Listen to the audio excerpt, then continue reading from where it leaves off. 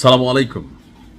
থালাপতি বিজয়ের এমন সিদ্ধান্তে যারা খুশি হয়েছেন ভিডিওটা ওনার প্রতি সম্মানে একটা শেয়ার করে দিবেন, কারণ আমি মনে করি আমার পক্ষ থেকে বা বাংলাদেশের জনগণের পক্ষ থেকে তামিলনাড়ুর নবনির্বাচিত মুখ্যমন্ত্রী থালাপতি বিজয় এই ধন্যবাদটুকু পাওনা। আর ভিডিওটা সবার মধ্যে শেয়ার করবেন। আশা করি আমাদের সরকারও এমন ব্যবস্থা অদূর ভবিষ্যতে হোক, আগামী দিনে হোক, ইনশাল্লাহ নেবে। নানান বিতর্কের পর, নানান ধাক্কাধাক্কির পর মুখ্যমন্ত্রীর শপথ নেওয়ার পরে থালাপতি বিজয় প্রথম যে সিদ্ধান্তটা দিচ্ছেন, এক দাগে একটা না, দুইটা না, 50টা 100টা না, 717টা মদের দোকান বন্ধের নির্দেশ দিচ্ছেন। সিনেমাতে দেখতাম যে তিনি এরকম ভূমিকায় অবতীর্ণ হইতেন। তো আজকেও তিনি যখন রাষ্ট্র ক্ষমতায় বসছেন, বাস্তবেই তিনি এটা কইরা দেখাইছেন যে 717টা মদের দোকান বন্ধ, বাকিগুলো ধাপে ধাপে হয়তো আলোচনায় আসবে। এখন ভারতের তামিলনাড়ুতে মুখ্যমন্ত্রী চন্দ্রশেখর জোসেফ বিজয় এই নির্দেশ দিয়েছেন। সরকারি নির্দেশনাটা কি?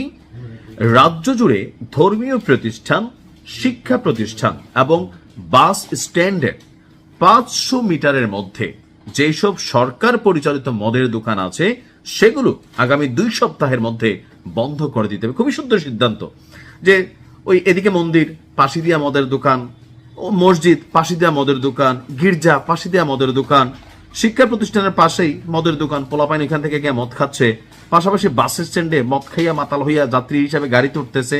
এইটা খুবই কমন একটা ফ্যাক্ট। আর আপনারা অনেকেই জানেন থালাপতি বিজয় তিনি কিন্তু খ্রিস্টান ধর্মের অনুসারী। বাট সিদ্ধান্তটা কি নিছেন, কেন নিছেন? খুবই যৌক্তিক কারণে নিছেন।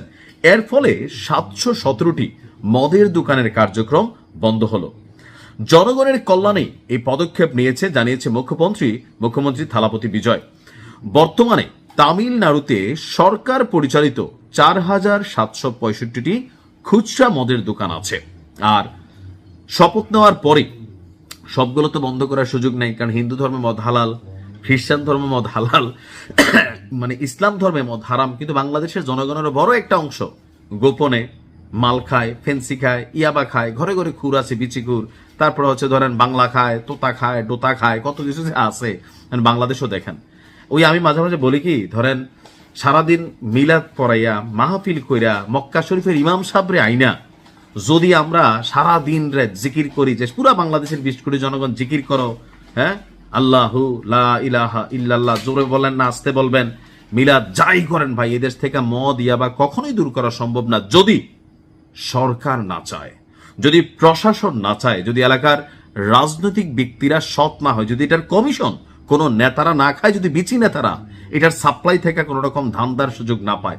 অর্থাৎ দেয়ার ইজ এ সিস্টেম। এদেশে বাংলাদেশে মদের বিরুদ্ধে অনেক অভিযান পরিচালিত হয়, আর প্রত্যেকবারই ওই এলাকার 2 ফুটলা গাঞ্জা বেছে, 10 বোতল ফেন্সি বেছে, এই টাইপের মানুষগুলাই বেশিরভাগ ধরা খায়। কিন্তু যারা এদেরকে জামিন করায়, যারা এই ব্যবসাগুলোতে ইনভেস্ট করে, যারা এটার ভাগ খায়, প্রশাসন থেকে শুরু করে, সরকার থেকে শুরু করে জনগণ, আমরাই তো, আমারই কোনো ভাই হয়তো সরকারে, আমারই কোনো ভাই রাজনীতিতে, আমি নিজেই হয়তো বা খুর।